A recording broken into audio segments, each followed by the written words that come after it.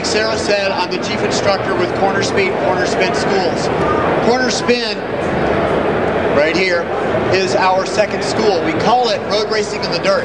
That's why you guys are kind of listening to this seminar, because people say, well, you know, if I'm riding a dirt bike, it's the same, but it's different. But what I'm here to tell you is it's the same and it's the same. So I've got a sport bike up here. We're going to talk about a few things. We'll talk about what it's like to be neutral on the bike, committing your weight, committing with the throttle, things that really plug back into your road riding. So Cornerspin, Road Racing in the Dirt, is nothing new. Kenny Roberts Sr., 30 years ago, started training Wayne Rainey, John Kaczynski, even his own kids, using these. Even now, top racers go out to Hickman, California to be with Kenny Roberts to ride XR100s. Because the limit's the limit.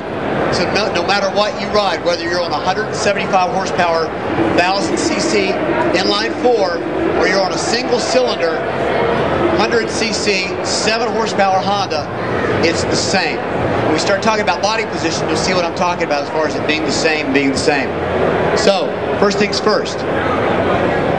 With these little bikes, what makes them so beneficial when you're training is the fact that everything's exaggerated, okay? I've got a 150-pound motorcycle. I weigh 150 pounds. I've got a 425-pound motorcycle. All the inputs that I put into this machine are going to be extremely exaggerated with everything that I do. Whereas here, it's still there, but they're very subtle. So the reason that you want to practice riding dirt, especially small dirt bikes, is the fact that every input you put into this bike is going to be transferred into a very exaggerated manner. So by being able to feel those exaggerated inputs, it teaches you to listen for the whispers.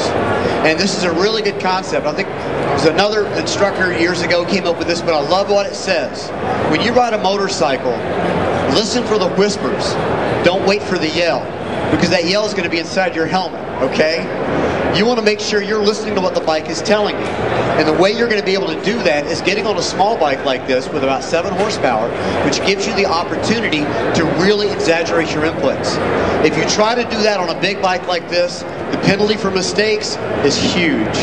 So you want to have low risk, low penalty to be able to ride at the limits of traction. Now, how is it the same?